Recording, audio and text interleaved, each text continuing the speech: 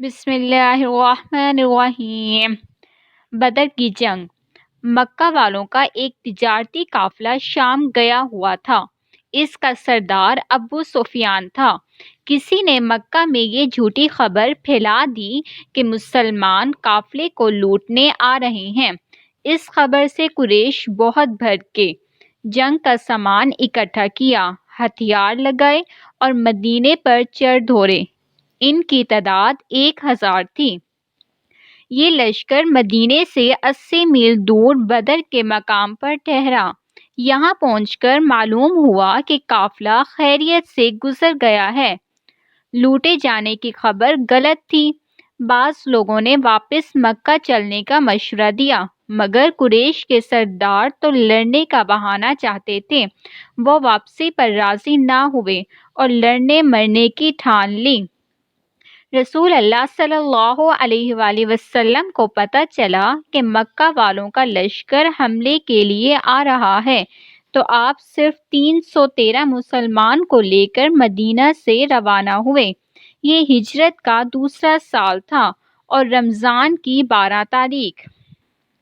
بدر کے میدان میں ابو جہل اپنے سپاہیوں کی تعداد اور سامان جنگ کی زیادتی پر پھولا نہیں سماتا تھا۔ ابو سفیان نے سمجھایا کہ ہم خیریت سے آ گئے ہیں، ہم پر کوئی حملہ نہیں ہوا، کسی نے ہمارے قافلے کو نہیں چھیڑا، ہمیں واپس چلنا چاہیے۔ مگر ابو جہل نے کسی کی نہ مانی۔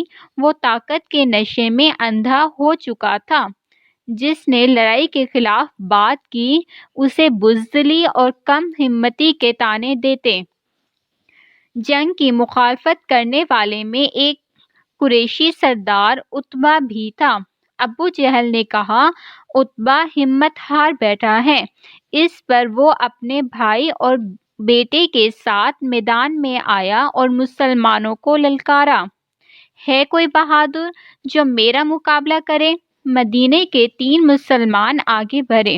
عتبہ نے کہا، یہ ہمارے پلے کے نہیں ہیں، انہیں بھیجو جو ہمارے جوڑ کے ہوں۔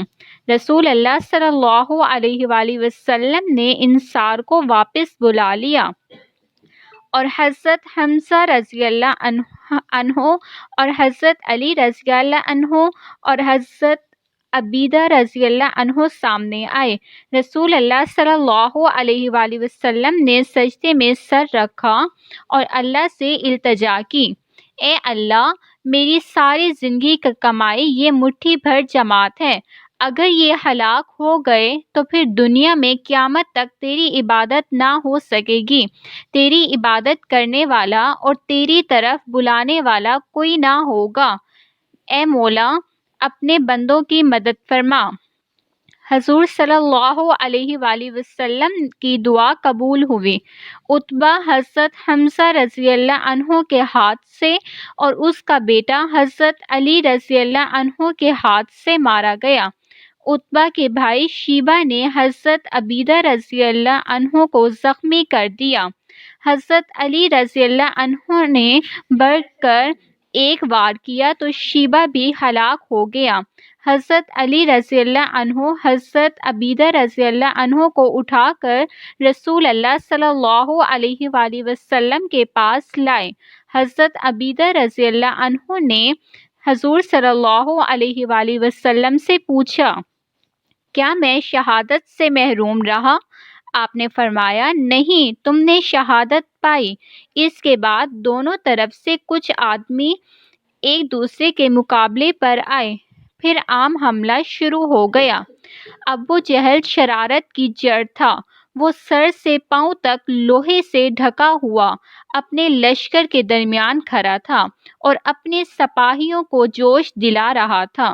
حضور صلی اللہ علیہ وآلہ وسلم کے ایک صحابی حضرت عبد الرحمن رضی اللہ عنہ بن عوف کہتے ہیں کہ جنگ زوروں پر تھی۔ 2 چھوٹے بچے میرے پاس آئے اور کہا، چچا بتاؤ ابو جہل کون ہے؟ میں نے اشارے سے بتایا کہ وہ ابو جہل ہے۔ لڑکے یہ سن کر ادھر بھاگے۔ تھوڑی دیر بعد میری نظر وہاں پڑی جہاں ابو جہل کھڑا تھا۔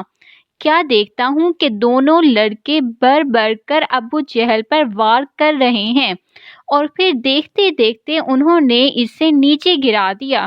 بچوں کے نام معاذ اور معوذ تھے۔ یہ دونوں سگے بھائی تھے۔ ابو جہل کے بیٹے اکرمہ نے باپ کو گرتے دیکھا تو معاذ پر حملہ کیا۔ معاذ کا بازو کٹ کر لٹکنے لگا۔ اس پر بھی اس نے اکرمہ کا پیچھا کیا۔ اکرمہ سر پر پاؤں رکھ کر بھاگا۔ معاذ نے اسے لٹکے ہوئے بازو کو رکاوٹ سمجھا، پاؤں کے نیچے دبایا اور جھٹکے سے الگ کر دیا اور ایک ہی بازو سے لڑائی جاری رکھی۔ عتبہ اور ابو جہل کے مرنے سے قریش ہمت ہار بیٹھے اور انہوں نے گھبرا کر ہتھیار ڈال دیے۔ اس جنگ میں 14 مسلمان شہید ہوئے، جن میں 6 مہاجر اور 8 مدینہ کے رہنے والے تھے۔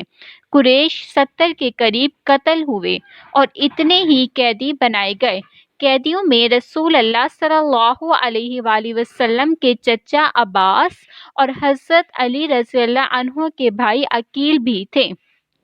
جنگی قیدی ایک ایک دو دو کر کے صحابہ میں تقسیم کر دیے گئے۔ رسول اللہ صلی اللہ علیہ وآلہ وسلم نے حکم دیا کہ انہیں آرام سے رکھا جائے۔ اس حکم پر مسلمانوں نے عمل کیا۔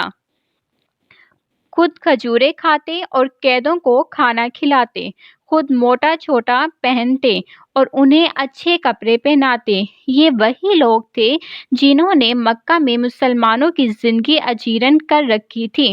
ان کی وجہ سے پیارے نبی صلی اللہ علیہ وآلہ وسلم نے گھر بار چھوڑ دیا۔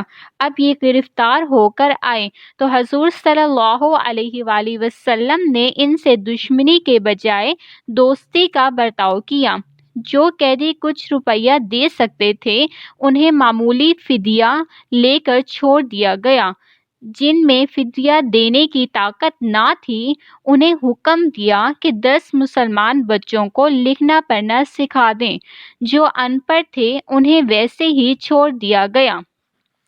اگر آپ کو ہماری ویڈیو اچھی لگے تو آپ سبسکرائب اور لائک کر دیں اور بیل آئیکن کے بٹن پر کلک کریں تاکہ آنے والی ہر ویڈیو آپ تک پہنچ جائے۔